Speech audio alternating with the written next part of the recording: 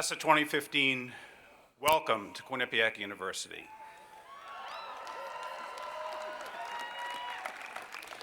Would you please stand for the invocation, which will be delivered by Hugh Vincent Dyer, Director of Campus Ministry and Catholic Chaplain.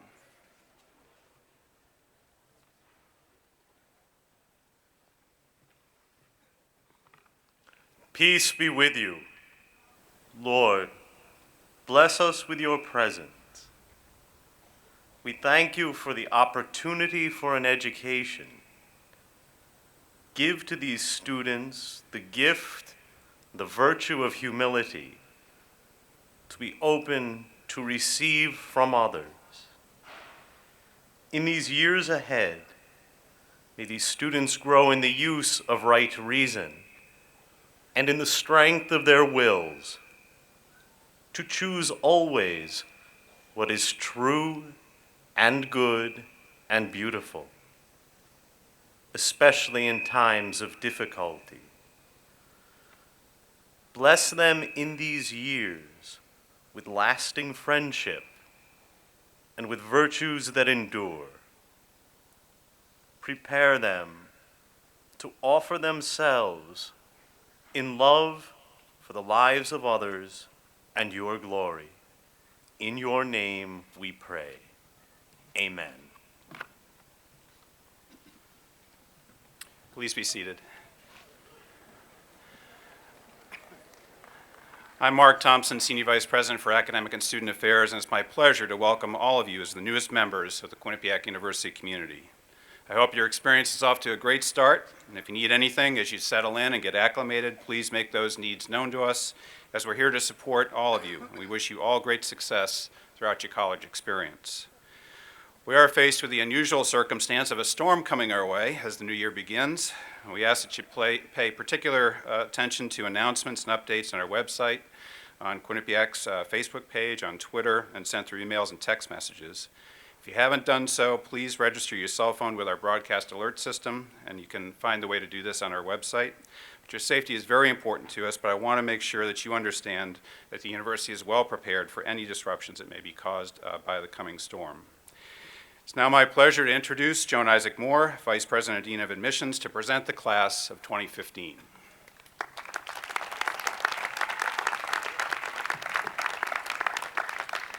And may I say how nice you all look in black. On behalf of the admissions office, I'm happy to welcome the class of 2015 to Quinnipiac University. It's been a pleasure meeting you in interviews, at our open houses, at your high schools, and during orientation weekends. This year in admissions, we received more than 19,000 applications from high school seniors, and we congratulate you on being selected to be part of this class of 1,500 plus freshmen. 77% of you come from states outside of Connecticut, from 26 states plus Puerto Rico, 12 countries.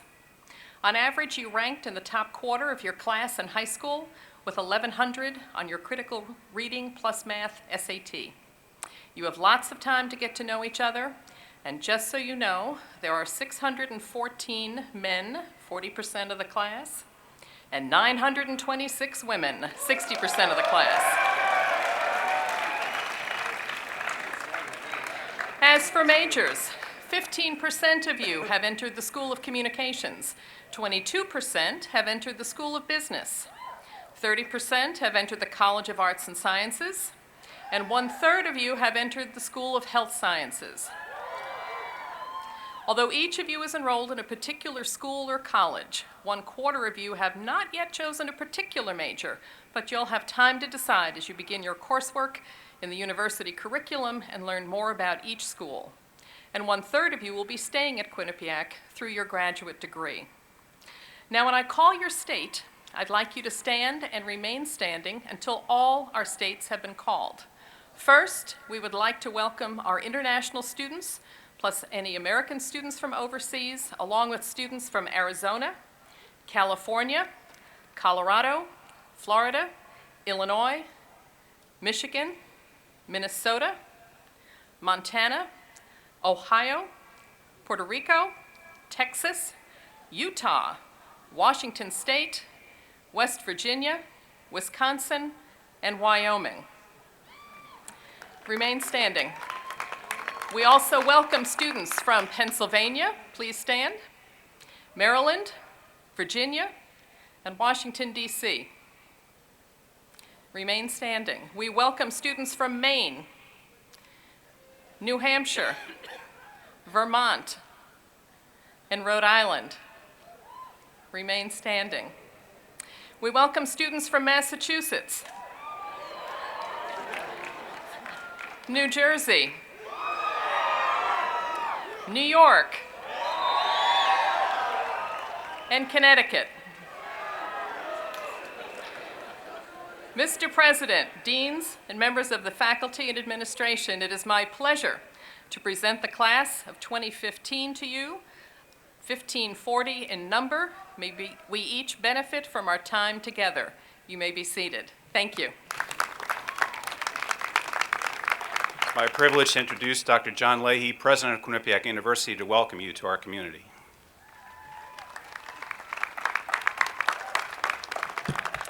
Thank you. It's a pleasure for me to welcome the class of 2015. As Joan said, you're actually not quite the largest class we've enrolled, but you're certainly, without question, one of the very brightest classes that we've ever enrolled. And looking out, you look to me like you're the best looking class that we've ever enrolled at Quinnipiac. So I add my congratulations and warm welcome to all of you. During your years at Quinnipiac, and including your freshman year here, you'll hear a great deal and very often about the three values that guide this institution: our commitment to high-quality academic programs, a student-oriented environment, and a strong sense of community here at Quinnipiac. Those three values provide enormous benefits to all of you, to each and every one of you. But they also require each of you to have responsibility to take full advantage of them. In the case of our commitment to high-quality academic programs, you will experience the very best professors, the best researchers. You'll have academic facilities and laboratories and equipment that are literally the very best that you can find in higher education anywhere in America. But your responsibility, you must take your studies seriously. Take full advantage of all the things our faculty and our academic support people have to offer. And I can't tell you how it saddens me to see a bright and able group of freshmen come in here each year, and some, unfortunately, don't realize the extra challenge and the difficulties of collegiate work versus high school work. So I implore you to take your study seriously, begin with your first class next week, and make sure that your first semester is among your very best here at Quinnipiac. Our commitment to a student-oriented environment. We not only make sure you have a quality education in the classroom, but we also make sure that outside the classroom, we have a quality of support services second to none. And that includes our academic support areas, our learning center, our tutors. If you have health problems, our health facilities, our counseling center. Whatever your challenges are, and during your years at Quinnipiac, as with all students, you'll have some emotional challenges, you'll have some physical challenges, you'll have some academic challenges. Make sure you take full advantage of all the resources we have here, both in the classroom and outside the classroom. They're all here to maximize your success, and please take full advantage of them. And then finally, our sense of community here. You'll realize that we're a very welcoming community, and we're a very diverse community. I don't know that Joan mentioned, but this is also one of the most diverse classes that we've enrolled at Quinnipiac University. Your individuality, whatever makes you unique and different, you will find will be supported and will be protected here on this campus. We not only value diversity, we celebrate diversity. But that responsibility that goes along with that, for you to be respected by all of your classmates and all of us in the Quinnipiac community, you must have a responsibility to respect the individual differences of all the students and all the members of this community. Whether those differences have to do with ethnicity or race or gender or religion or sexual orientation, whatever it is, we will value, protect, and celebrate your uniqueness and your individuality. But in turn, you have to accord that same respect and dignity to all the other students here on this university campus, and indeed all the other members of it. We certainly don't tolerate hate speech or hate crimes or anything that even comes close to discrimination in any of these areas. But I have no doubt, based on the talents that you've brought to this campus, the diversity that you represent. My hope is and my belief is that you will not only receive all the support of this community, but you will strengthen our sense of community, our sense of diversity on this campus. So again, it's a great pleasure for me to welcome all of you. I'm delighted to have you here. The summer's been quiet, but it's finally come alive for me and most of us on this campus. So we're delighted to have you here. I look forward to getting to know all of you in the months and years ahead. Thank you.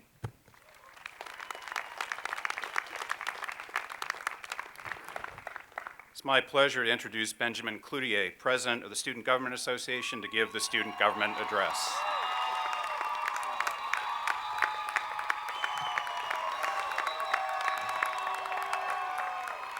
Good afternoon, everybody. Thank you, guys. Before I start, I kind of want to get this out in the open. I'm not a big fan of people wearing their cool caps like they're too cool for school. I'm going to be asking for some interaction from all of you, so I need you to know that it's for a reason, and you'll need to participate in order to fully understand what I'm trying to say. So to that end, we'll all be taking our cool caps off momentarily. I'll start. I'm 20 years old, and I learned how to ride a bike 2 weeks ago. Yeah, all right. So now it's your turn. Take 10 seconds, turn to the person next to you, introduce yourself, and tell them something weird or uncool about you.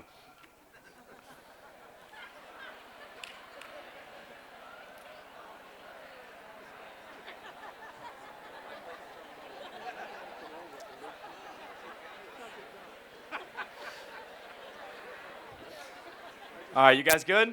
We ready? You guys all know that we're not cool at all?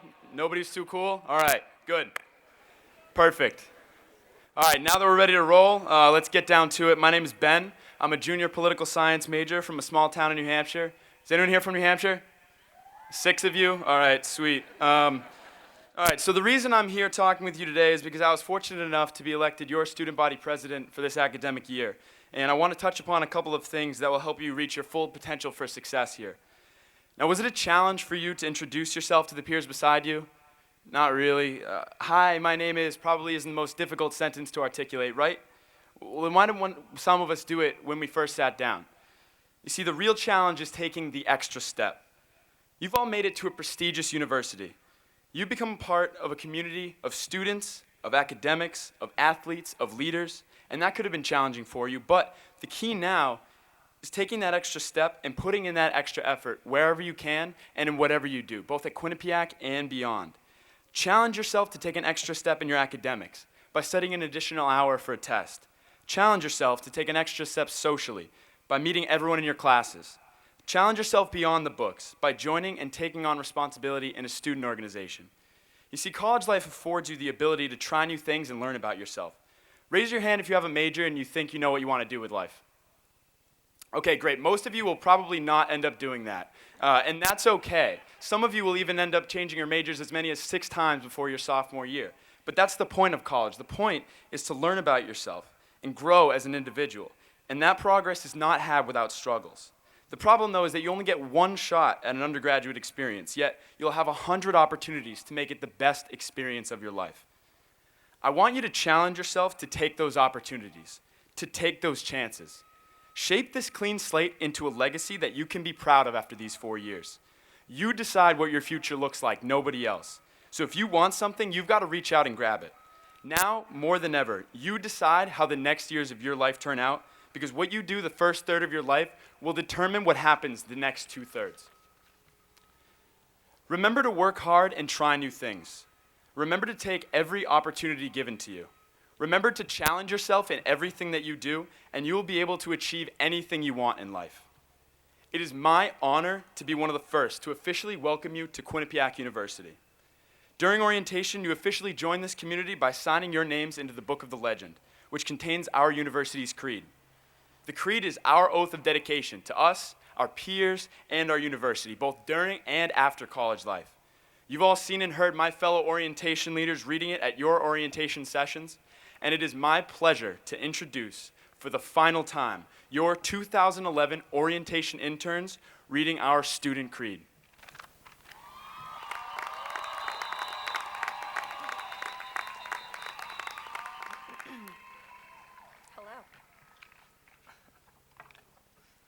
I choose to be a member of the Quinnipiac University community. I strive for integrity, responsibility, and academic excellence.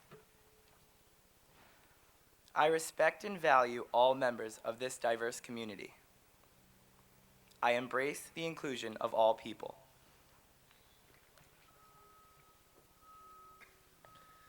I preserve Quinnipiac's traditions of pride and spirit. Together, we are the architects of our future. We are the legend. All right, now it's your turn. Please repeat after me. I choose to be a member of the Quinnipiac University community. I choose to be a member of the Quinnipiac University community. I strive for integrity, responsibility, and academic excellence. I strive for integrity, responsibility, and academic excellence. I respect and value all members of this diverse community. I respect and value all members of this diverse community. I embrace the inclusion of all people. I embrace the inclusion Of all people. I preserve Quinnipiac's traditions of pride and spirit. I preserve Quinnipiac's traditions of pride and spirit.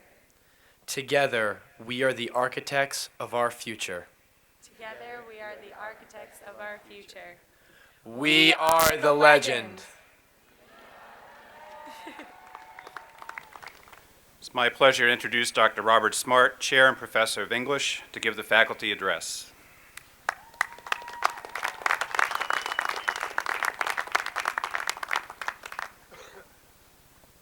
Hello, everybody. I wanted to add my greetings to those you've already received since your arrival. What a great time to come to Quinnipiac. Most of you have already begun to discover how we're working as a living and learning community to make Quinnipiac University what we call a community of practice, an interdependent institution that values learning in and out of the classroom. The title of my talk today is How College Can Save Your Life. And I titled it that because of my own experience as an undergraduate, and my hope for all of you is that you find at QU the same solace and understanding that I did many years ago when I started college. Let me explain, and I'll be brief here. I started my undergraduate career at the tail end of the Vietnam War, something which provided a significant motivation for those of us who were going to college. I attended my local university at the tip top of Maine, the part that almost always gets cut off when you do a map, and it looks like it's an island on the side. From my bedroom window, I looked into Canada, not the US. And I had not thought of applying to any other liberal arts colleges or universities because of the cost. And besides, my horizon seemed pretty set from the time that I graduated from high school. My father and I talked about college near the end of my senior year, and he explained to me that while there were many majors at the university, he would pay for only two, agriculture and forestry. Northern Maine, he explained, has three natural resources: trees, potatoes, and flies. And you can only make a living from two of them. So I headed off to campus, walked into the registrar's office, and was handed a list of open courses along with a list of graduating requirements as a checklist. There was no freshman advising then. There was no explanation of the undergraduate curriculum. There was just a list of categories from which I could choose individual courses that would satisfy the requirements for graduation. After accumulating 120 credits, a major and a minor, I would graduate and then get a job either as a cooperative extension agent, which means I'd get a free car, or a state forester, which means I'd get a free pickup truck. That was the choice. Nothing in any of this talked about what I would learn, you'll notice. Just about what check marks I needed to collect, like an academic scavenger hunt, to qualify for a degree. One of the courses I had to take was in the humanities, and the only English course that was open in the humanities for the fall semester was English 309, a course in Dryden, Swift, and Pope. So I took it. My friends said to me, "Oh God, you'll die in that class. It's so boring, even the flies drop from the ceiling."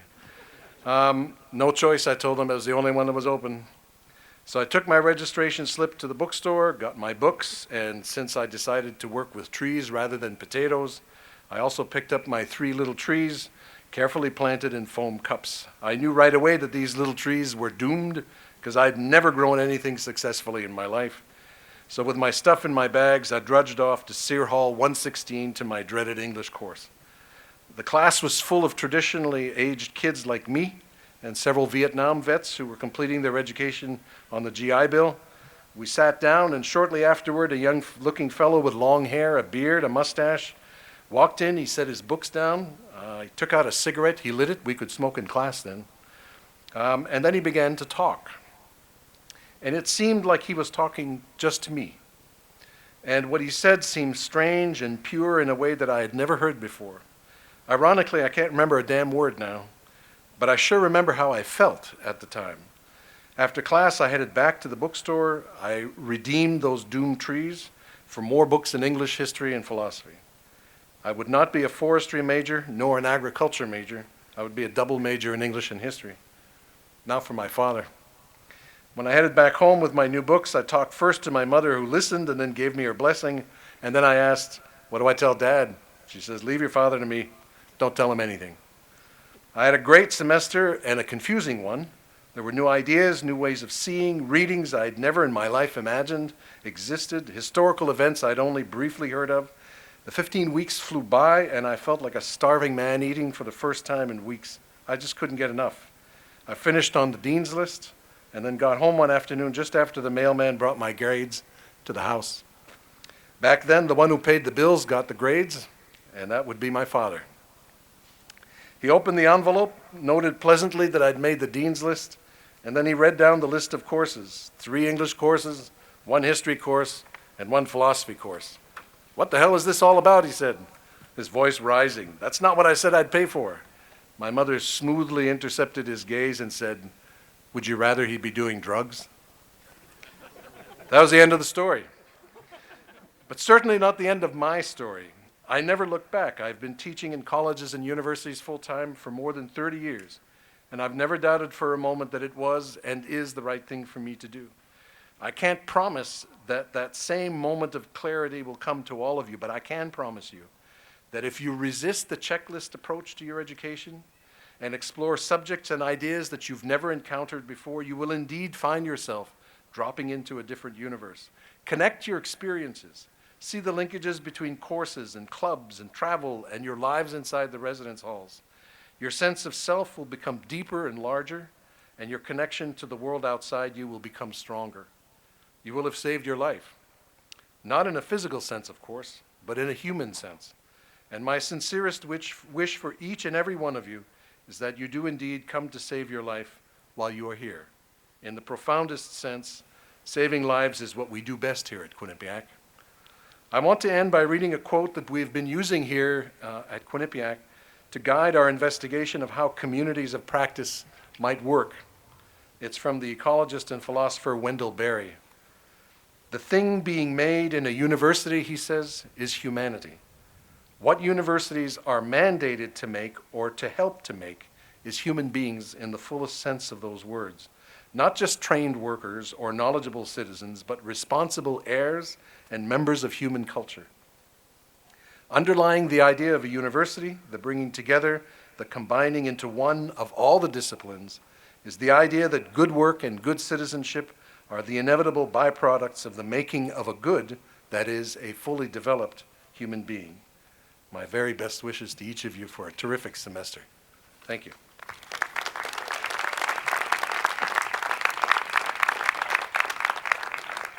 Thank you, Dr. Smart. Would you please stand for the benediction?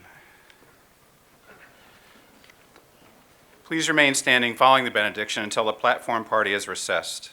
Everyone is invited to a barbecue following the ceremony as a way of welcoming you all to our community.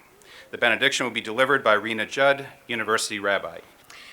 Dear God of all that is good, bless these students, bless their families, bless their teachers, with safety and health, with wisdom, humor, and sound judgment. Dear students, may your hands and your hearts begin to craft and create your dreams. Know how dearly and deeply we care about your dreams, so dream big.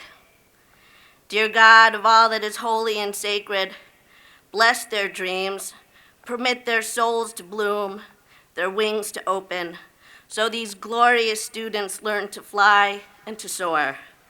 In the name of all that is good, we all say, Amen.